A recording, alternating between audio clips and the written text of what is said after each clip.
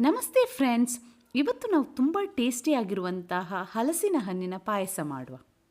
ಮೊದಲು ನಾವು ಇದನ್ನು ಮಾಡಲಿಕ್ಕೆ ಏನೆಲ್ಲ ಸಾಮಗ್ರಿಗಳು ಬೇಕು ಅಂತ ನೋಡುವ ಬನ್ನಿ. 1 ಕಪ್ ಚಿಕ್ಕದಾಗಿ ಹೆಚ್ಚಿಟ್ಕೊಂಡಂತಹ ಹಲಸಿನ ಹಣ್ಣು ಮತ್ತು 1 ಕಪ್ನಷ್ಟು ತೆಂಗಿನ ಹಾಲು.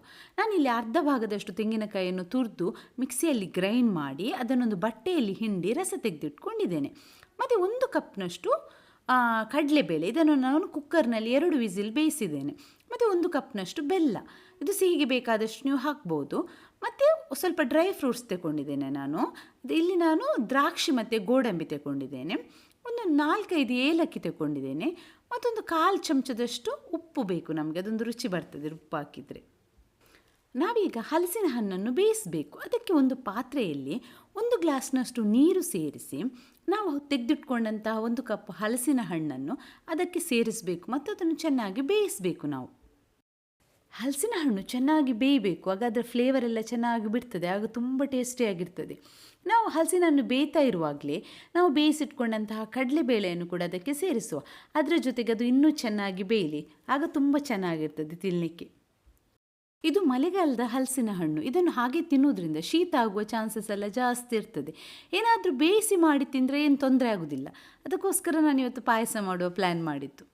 ಈಗ ನಾವು ಇದಕ್ಕೆ ರೆಡಿ ಮಾಡಿಟ್ಕೊಂಡಂತಹ ತೆಂಗಿನ ಹಾಲನ್ನು ಸೇರಿಸುವ. ಒಂದು ಸಲ ತೆಂಗಿನ ಹಾಲು ಸೇರಿಸಿದ ಮೇಲೆ ನಾವು ಸ್ಟವನ್ನು ಲೋ ಫ್ಲೇಮಲ್ಲೇ ಇಡಬೇಕಾಗ್ತದೆ. ಇದು ಹಾಲಿನ ಥರ ತೆಂಗಿನ ಹಾಲು ಕೂಡ ಉಕ್ಕಿ ಬರ್ತದೆ. ನಮಗೀಗ ಇದೆಲ್ಲ ಬೇಯಬೇಕಲ್ವ, ನಾವು ಅದರಿಂದ ಲೋ ಫ್ಲೇಮಲ್ಲೇ ಇಟ್ಟು ಬೇಯಿಸುವ. ಇದನ್ನು ಎಷ್ಟು ಹೊತ್ತು ಬೇಯಿಸ್ತೇವೆ ಅಷ್ಟು ರುಚಿ ಅನ್ನಿಸ್ತದೆ ನಮಗೆ.